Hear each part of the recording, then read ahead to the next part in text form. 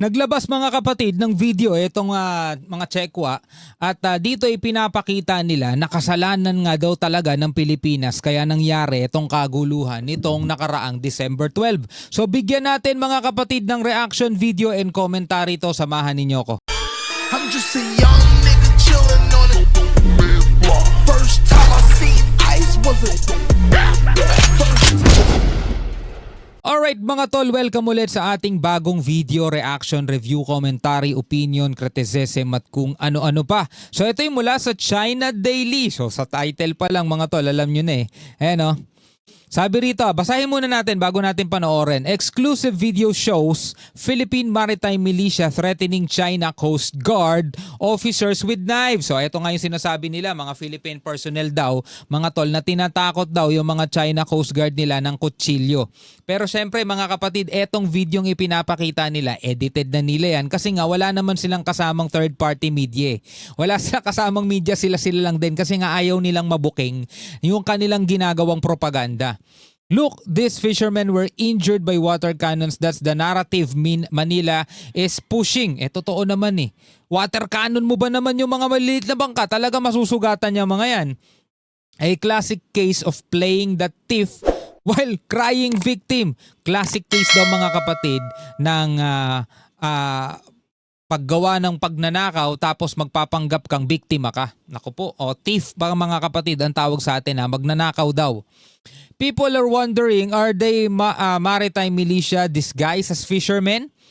Pati ba naman yung mga mangingisda natin mga tol, pinagdududahan nila kung mga maritime militia daw na nagpapanggap lang ng bilang mga mangingisda. My goodness. These so-called fishermen even use knives to threaten the China Coast Guard officers. Palibasa kasi mga tol, gawain nila yun eh. Gawain kasi nila yon. Yung mga maritime militia vessels na supposedly mga tol, mga mangingisda, pero nagpapanggap lang yung mga yon kasi mga sundalo talaga nila yon. So ganun din mga kapatid ang bintang nila dito sa mga mangingisdang Pilipino. Ito daw ba ay mga totoong mangingisda o mga maritime militia lang na nagdi-disguise as fishermen? So tanong nila yan.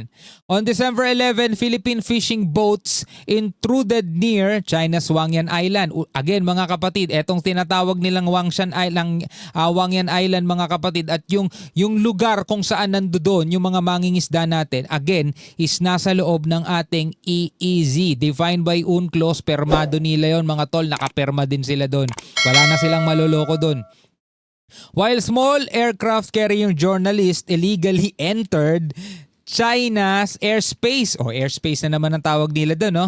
Hindi ko na nababasa yun dito. While medyo ano na kasi, no? Medyo ayun. While small aircraft carrying journalists illegally entered Chinese airspace on December 12, additional Philippine vessels stirred up trouble by intruding into the lagoon of Xianbin Reef. So why now? On the one hand, the Philippines is acting out the show of unity with Japan, jumping onto Japan's discredited radar illumination narrative. On the other hand, Manila is eager to court US support even as Washington shows little interest in endorsing these actions. So ito na mga kapatid, no? Ibinapasa na sa atin yung bintang. Ngayon, panoorin natin itong video nila mga tol. 菲方人员甚至持刀威胁中方现场维权执法的海警。 Look, this So ito yung mga tinatawag nilang Philippine personnel daw mga tol na naglabas ng kutsilyo. Eto, nakasakay sa maliit na bangka, may hawak na ganyan, kinakatakutan nila mga tol. Sino nagbi-video? Tignan nyo kung sino nagbi-video. Nasa mababa na, di ba? Kapantay na mga kapatid ng bangka nila. Alam nyo na kung sino nagbi-video. Yung mga Coast Guard nila na nandoon nakasakay sa rubber boat nila, which is nakuha na ng camera na balak putulin mga tol yung kanilang mga angkla. Eto, pakita ko sa inyo kung sino yung nagbi-video. Eto mga tol, eto yung mga nakuha ng nagbi-video. Ayan o, meron daladalang karit at balak putulin mga kapatid yung angkla ng mga maliliit na bangka natin. So eto yon mga tol, mapapansin nyo naman di ba sa anggulo ng camera at saka dito sa bangka, imposibleng ang nagkakamera nito mga tol is nakasakay doon sa Coast Guard nila na malaking barko kasi kung doon manggagaling yun, manggagaling sa taas yung video. 'Di ba? Kung i-analyze mo mga kapatid yung video na nandirito, kitang-kita naman ang nagbi-video nito is yung mga rubber boat na papalapit na dito sa mga maliliit na bangka. Siyempre, itong gagawin nitong mga to, ididepensahan na nila sarili nila. 'Di ba? Didepensahan ikaw, 'di ba? May papalapit sa yung ganyan. O eto, may papalapit sa yung ganito. Ang dami. Papalapit sa bangka mo tas may daladalang karet na puputulin yung angkla mo. Anong gagawin mo? O eto na. Ito yung sinasabi nilang tinatakot daw yung mga Coast Guard nila ng kutsilyo. Wow, nakakatakot pala yung kutsilyong yan. Tuloy natin mga tol. 维权执法的海警。 Look, these fishermen were injured by water cannons. That's the narrative Manila is. Anong narrative? Na-injure talaga yun. Pero mo i-water cannon mo yan, napakaliliit na mga bangka niyan, talagang may injure yun, ang lakas-lakas ng pressure nun. Pushing. A classic case of playing the thief while crying victim. People are wondering, are they maritime militias disguised as fishermen? Kita nyo people are wondering daw. Ito bang mga taong to ay maritime militia o nagdi-disguise lang as fishermen? Even after clear warnings from the China Coast Guard, these so-called fishermen kept filming, kept advancing, and using knives to threaten Chinese Coast Guard officers. That's not how real fishermen behave. Tinatanong nila kung yun daw ba ang totoong behavior ng mga fishermen. My goodness. Yun ang totoong behavior ng taong sinisindak na, tinatakot na. 'Di ba? Kung anong mahawakan yan, talagang itututok na sa'yo. Yun ang totoong behavior ng totoong taong natatakot na. 'Di ba? Kahit na sino sila nga, ang lalaki ng mga barko nila, natatakot sila dun sa mga maliliit na bangka at iwa-water cannon na nila. Biruin mo, yun ba yung behavior ng totoong Coast Guard? O yun, ibalik natin yung tanong natin sa kanila. O yun ba yung behavior ng Coast Guard? And this isn't the first time the Philippines has pulled this stunt. Again and again, Manila sends ships into South China Sea under the cover of fishing. Under the cover of fishing daw.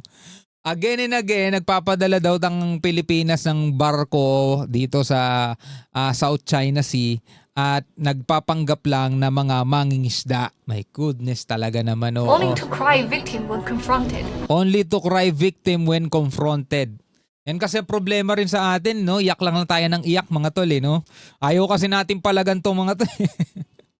This time, the provocation lasted 2 days. On December 11th, Philippine fishing boats intruded near China's Hualien Island, while small aircraft carrying journalists illegally entered Chinese airspace. On December 12th, Illegally entered China airspace. Wow. Wow mga tol, airspace daw nila. Karagatan yan mga tol, international airspace yan, kahit na sinong eroplano pwedeng dumaan. International water, kahit na anong barko pwedeng dumaan. additional Philippine vessels stirred up trouble by intruding into the lagoon of Shenbing Reef. So why now? On the one hand, the Philippines is acting out a show of unity with Japan, jumping onto Japan's Nung by now, tagal na may unity ang Pilipinas at Japan.